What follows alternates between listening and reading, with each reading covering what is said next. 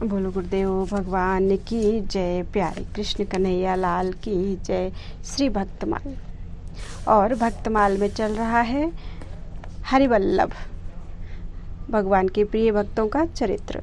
श्री चित्रकेतु जी भगवान के प्रिय भक्त हैं। श्री चित्रकेतु जी सूरसेन देश में प्राचीन समय में चित्रकेतु नाम के एक राजा थे। बुद्धि, विद्या, बल, धन, यश, सौंदर्य, स्वास्थ्य आदि सब था उनके पास। उनमें उदारता, दया, क्षमा, प्रजावात्सल्य आदि सद्गुण भी पूरे थे। उनके सेवक नम्र और अनुकूल थे।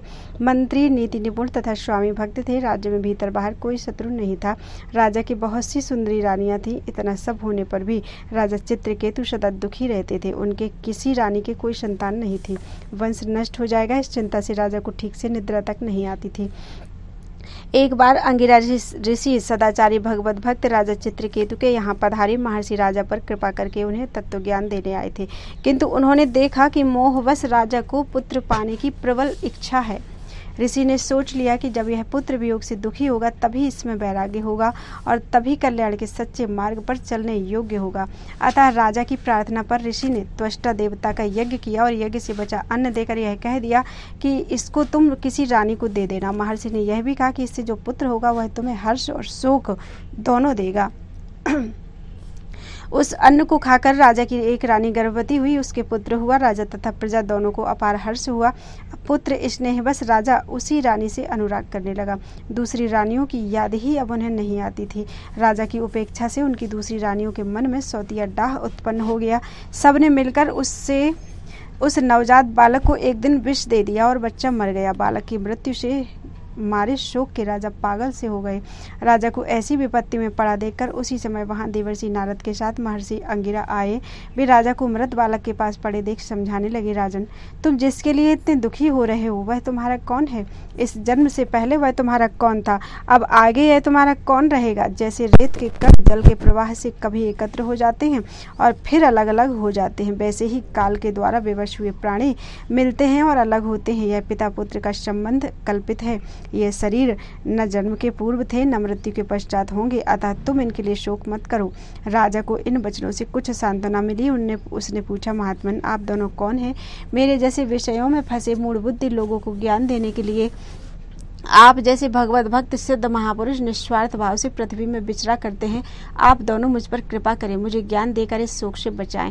महर्षि अंगिरा ने कहा, राजन, मैं तो तुम्हें पुत्र देने वाला अंगिरा हूँ और मेरे साथ ये ब्रह्मपुत्र देवर्षि नारद जी हैं। तुम ब्राह्मणों के और भगवान के भक्त हो, अतः तुम्हें क्लेश नहीं होना चाहिए। मैं पहले ही तुम्हें ज्ञान देने आया था, पर उस समय तुम्हारा चित्त पुत्र प्राप्ति में लगा था।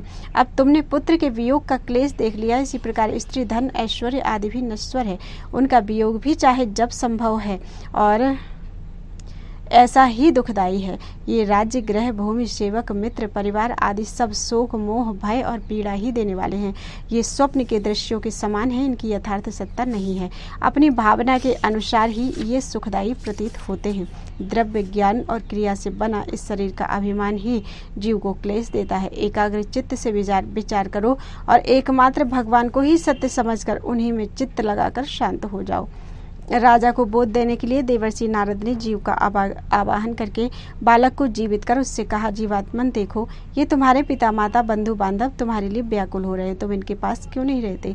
जीवात्मा ने कहा, ये किस किस जन्म में मेरे माता पिता हुए थे। मैं तो अपने कर्मों का फल भोगने के लिए देवता, मनुष्य, पशु पक्षी आदि योनियों में अनंत काल से जन्म लेता आ रहा हूँ। सभी जीव परस्पर कभी पिता, कभी पुत्र, कभी मित्र, कभी शत्रु, कभी सजातीय, कभी विजातीय, कभी रक्षक, कभी विनाशक, कभी आत्मीय और कभी उदासीन बनते हैं। ये लोग मुझे अपना पुत्र मानकर रोते क्यों हैं? शत्रु मानकर प्रसन्न क्यों नहीं होते? जैसे व्यापारियों के पास वस्तुएं आती और चली जाती हैं, एक पदार्थ आज उनका है, कल उनके शत्रु का है, वैसे ही कर्मवश जीव नाना योनियों में जन्म लेता घूमता है। जितने दिन जिस शरीर का साथ है उतने दिन ही उसके संबंधी अपने हैं। यह स्त्री, पुत्र, घर आदि का संबंध यथार्थ नहीं है। आत्मा न जन्मता है न मरता है, वह नित्य, अविनाशी, सूक्ष्म, सर्वाधार, स्वयं प्रकाश है। वस्तुतः भगवान ही अपनी माया से गुणों के द्वारा विश्व में नाना रूपों में व्यक्त हो रहे हैं। आत्मा के लिए न कोई अपना है न पराया, वह एक है और हित अहित करने वाले शत्रु मित्र आदि नाना बुद्धियों का साक्षी है। साक्षी आत्मा किसी भी संबंध तथा गुण दोष को ग्रहण नहीं करता। आत्मा तो कभी मरता नहीं, वह नित्य है और शरीर नित्य है नहीं, फिर ये लोग क्यों व्यर्थ रो रहे हैं। राजपुत्र का जीवात्मा इतना कहकर चला गया। उसकी बातों से सबका मोह दूर हो गया। मृतक का अंत्येष्टि संस्कार करके राजा शांत हो गए। जब बालक को विष देने वाली रानियों ने यह ज्ञान सुना तब उन्हें बड़ा पश्चाताप हुआ। यमुना तट पर जाकर उन्होंने अपने पाप का प्रायश्चित किया। राजा चित्रकेतु ऋषियों के उपदेश से शोक मोह भय और क्लेश देने वाले दुस्त्यज ग्रह के स्नेह को छोड़कर महर्षि अंगिरा और देवर्षि नारद जी के पास जाकर उनसे भगवत प्राप्ति का साधन पूछने लगे। नारद जी ने उन्हें भगवान शेष का ध्यान तथा स्तुति मंत्र बतलाया। उपदेश करके दोनों ऋषि चले गए। राजा ने 7 दिन केवल जल पर रहकर एकाग्र चित्त से उस स्तुति रूप विद्या का अखंड जप किया। उसके प्रभाव से वे विद्याधरों के स्वामी हो गए। कुछ दिनों में राजा चित्रकेतु विद्या के बल से मनोगति के अनुसार भगवान शेष के समीप गए। उन्होंने सनत कुमार आदि महर्षियों से सेवित संकर्षण भगवान के दर्शन किए। राजा ने प्रेम विह्वल होकर भगवान के चरणों में प्रणिपात किया और वे भगवान की स्तुति करने लगे।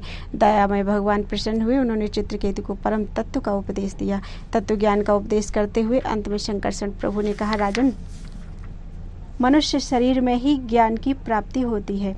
जो मानव देह पाकर भी ज्ञान नहीं पाता, आत्मा को नहीं जानता, उसका फिर किसी योनि में कल्याण नहीं होता। विषयों में लगने से ही दुख होता है, उन्हें छोड़ देने में कोई भय नहीं। अतः बुद्धिमान पुरुष को विषयों से निवृत्त हो जाना चाहिए।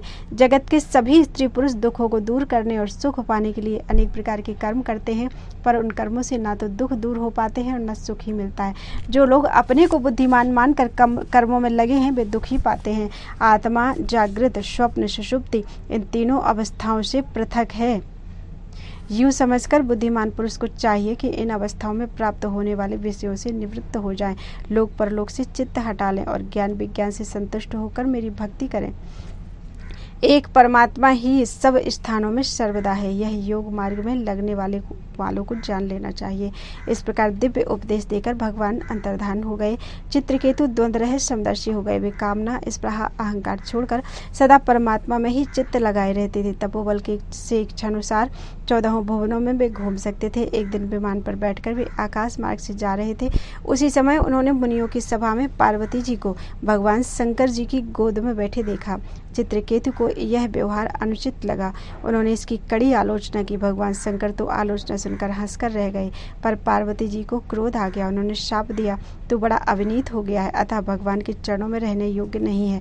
जाकर असुर योनि में जन्म ग्रहण कर। शाप सुनकर चित्रकेतु को तो न डर लगा न दुख हुआ। असुर योनि में भी सर्वव्यापी भगवान तो हैं ही, यह वे जानते थे। शिष्ट व्यवहार करने के लिए विमान से वे उतर पड़े और उन्होंने पार्वती जी के चरणों में प्रणाम करके कहा, माता, आपने जो शाप दिया है उसे मैं सादर स्वीकार करता हूँ। मैं जानता हूँ कि देवता लोग मनुष्य के लिए जो कुछ कहते हैं वह उसके कर्म अनुसार ही कहते हैं। अज्ञान से मोहित प्राणी इस संसार चक्र में घूमता हुआ सदा सब कहीं सुख दुख भोगता ही रहता है। गुणों के इस प्रवाह में शाप वरदान, स्वर्ग नरक, सुख दुख कुछ भी वास्तविकता नहीं है। स्वयं मायातीत भगवान अपनी माया से प्राणियों को रचते हैं, उनके सुख दुख बंध मोक्ष की व्यवस्था करते हैं। उन ईश्वर का न कोई अपना है, न पराया, न कोई प्रिय है, न अप्रिय। वे सर्वत्र समान और असंग हैं। जब उन सर्वेश्वर को सुख से प्रेम नहीं है, तब क्रोध तो होगा ही कैसे। परंतु उनकी माया से मोहित जीव जो पुण्य पाप रूप कर्मों को करता है, वे कर्म ही उसके सुख दुख आदि के कारण होते हैं। देवी, मैं आपसे साप छूटने के लिए आपको प्रसन्न नहीं कर रहा हूँ। आपको मेरे वचन बुरे लगे, इसके लिए आप मुझे क्षमा करें।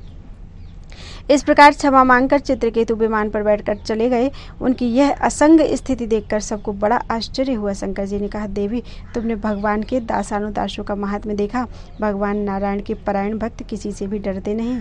वे स्वर्ग नरक तथा मोक्ष में भी एक सी दृष्टि रखते हैं। भगवान की लीला से ही जीव देह धारण करके सुख दुख जन्म मरण साप अनुग्रह का भागी होता है। जैसे रस्सी में अज्ञान से सर्प का भ्रम होता है, वैसे ही इष्ट अनिष्ट का बोध अज्ञान से ही है। भगवान के आश्रित भक्त ज्ञान वैराग्य से के बल से, भक्त ज्ञान वैराग्य के बल से किसी भी सांसारिक पदार्थ को अच्छा मानकर ग्रहण नहीं करते। जब मैं, ब्रह्मा जी, सनत कुमार, नारद, महर्षिगण तथा इंद्रादि देवता भी परमेश्वर की लीला का रहस्य नहीं जान पाते, तब अपने को समर्थ मानने वाले क्षुद्र अभिमानी उन परम प्रभु का स्वरूप कैसे जान सकते हैं। उन श्री हरि का न कोई अपना है न पराया, वे सबके आत्मा होने से सबके प्रिय हैं। फिर यह महाभाग चित्रकेतु उन्हीं भगवान का प्यारा भक्त है, उन्हीं की रुचि से चलने वाला है, शांत और समदर्शी है। मैं भी उन्हीं अच्युत का भक्त हूँ, अतः मुझको उस पर क्रोध नहीं आया। ऐसे शांत समदर्शी भगवत भक्त महापुरुषों के चरित्र पर आश्चर्य नहीं करना चाहिए। पार्वती जी का आश्चर्य इन वचनों से दूर हो गया। शाप देने में समर्थ होने पर भी चित्रकेतु ने पार्वती को शाप नहीं दिया था, उल्टे उनका शाप स्वीकार करके क्षमा मांगी। इसी शाप के फल से त्वष्टा के यज्ञ में दक्षिणाग्नि से वे वृत्तासुर के रूप में प्रकट हुए। बोलो वृंदावन बिहारी लाल की जय।